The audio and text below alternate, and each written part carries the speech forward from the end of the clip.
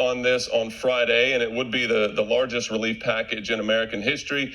You've made it very clear that you won't be supporting it for a number of reasons. There are many Americans who would love to see another check in the mail, possibly there in your district.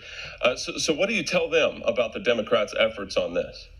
Well, there are so many things in this bill that are completely unrelated to coronavirus. I think the most atrocious example of that is we're going to ban all voter ID laws in the entire nation so that illegal immigrants and illegals can vote in our nation's elections, and not only vote, but vote by absentee that will be mandatorily mailed to them.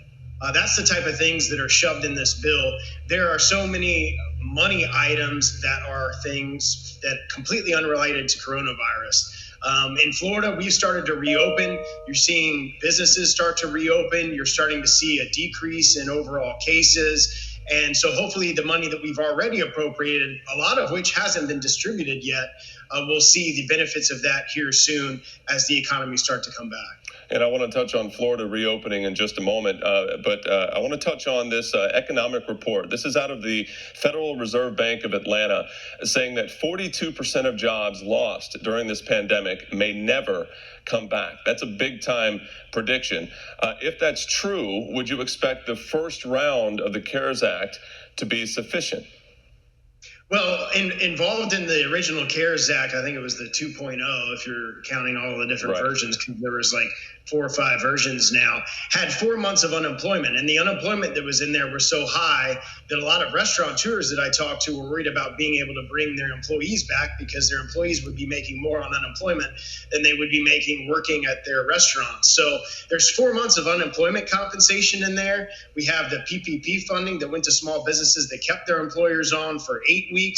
I think in states like Florida where we're starting to open, I actually just got a text from a restaurateur today where he rehired almost all of his people. They're back to work. They're open back up. And so I think, at least in Florida, I can't speak for other states, that economic data is going to change significantly. I don't think 42% of the people that were unemployed aren't going to be able to get a job when things come back and all these stay-at-home orders across the country are lifted. A new report out of Johns Hopkins shows the first stages of reopening haven't produced a surge in COVID cases in states that reopened a little bit earlier than others, of course, Florida being one of them.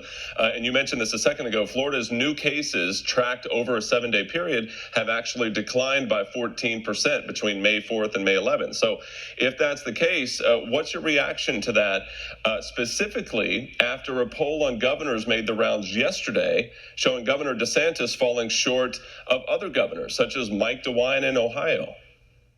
Well, I think the numbers speak for themselves. If a 14% decrease in cases when we're starting to reopen in Florida, if you can go to Publix and you can go to Walmart and you can go to Home Depot and you can go to Lowe's and you don't see a spike in cases, which in Florida, the stay-at-home order allowed for those essential businesses to stay open, and people went out all the time and went to those different places. If you haven't seen a spike in cases while people have been able to go to those retail establishments, then why in the world would you continue to shut down restaurants and other small businesses that aren't deemed essential by the government? Let them make their own decisions for their businesses. If people don't want to go out and want to stay home because they're at high risk, they can do that. But why shutter our economy and shut down small businesses just in the name of possibly fewer people getting cases? But what we're seeing in Florida as we reopen, the number of cases are actually declining. So I think we need to reopen the economy as soon as possible. All right, last one, Congressman. If you look at residents aged 65 and older, it's no shocker. Some might say that Florida has one of the more vulnerable populations in the country. What are the people there telling you? They're in the 17th district, and what are you observing as people get back to business down there? Older population, maybe. Also, the younger folks getting out and about. But what are they telling you? And are you able to interact much with them in these last few days? Well, I have the second most elderly district in the entire nation. Right. So obviously I have a lot more elderly that live in my district than in most districts across the country. And we did a survey recently, just this past week, and 67% of those surveyed in my district, and this went to Republicans, Democrats, and independents, overwhelmingly support reopening the government and reopening the economy. So of the second most elderly district in the country, with a very large portion of people that were surveyed of multiple different parties.